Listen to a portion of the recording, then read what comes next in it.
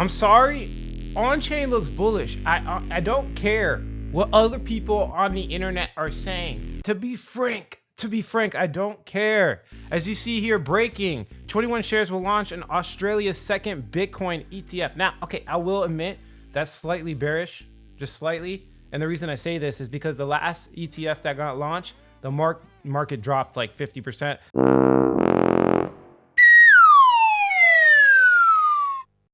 So I'm a little bit scared of that, just to be honest. I'm a little bit scared, but on-chain metrics looks extremely bullish. If we look at Plan B, a Bitcoin 200-week moving average approaches realized price. So we're seeing a specific moment where we could see a breakout. And the reason why I want to couple that up with a couple of things. The reason why I think there could be a breakout is because an all-time high of 64% of the circulating supply has not moved in 1 year. This is like e-liquid supply. This is people that are just hodling. I expect this metric to max out at 66 to 68% before the major uptrend begins. And it's getting closer and closer to these moments. If we come over here, Bitcoin on-chain divergence, basically, we are getting another red dot, which means both whales and small fish have been stacking sats over the past 30 days. There's a large amount of whales specifically. I like the whales. I'm a small fish, but I like the whales. They have been buying Bitcoin over and over again. Also, if we look at the UTXO realized price distribution of Bitcoin, what they're claiming here, if we look back in history, the $3,300 price level had a spike, right? That's kind of showed us support back in the day. Now that same spike, the support, I guess you could say, is at $41,500. Very interesting.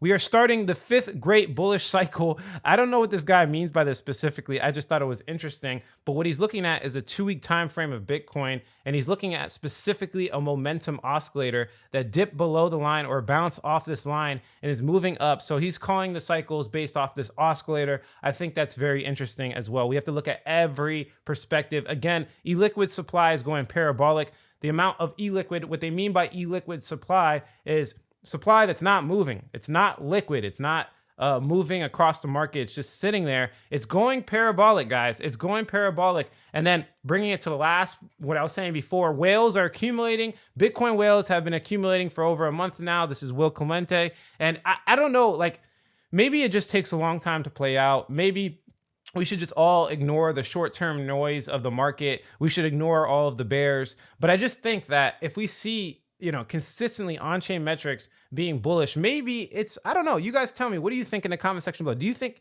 on-chain metrics are manipulated? Because pretty much everywhere I look with credibility on the internet when it comes to cryptocurrency or Bitcoin, most of them are saying bullish. Are we all in our heads? Are we delusional in the fact that we just keep seeing these metrics screaming bullish and bullish and bullish? Or do you think these metrics just take a long time to play out? Maybe, on-chain just takes like 3 months, 6 months, 9 months to play out. Because from my experience with this new data set that a lot of people have been taking advantage of, because we didn't really see too much on-chain in 2016, 2017. It really became popular this cycle. From my experience, it just takes a long time. It takes a long time. These things are bullish. These accounts want to get followers, so they keep screaming bullish, but it doesn't take away from the fact that the market will likely reverse. In my personal opinion, you guys know my thoughts. I think Bitcoin will likely make a new all-time high in the next year or so. In the next year or so, we will make a new all-time high. I just can't tell you when. And I don't think anybody could tell you when.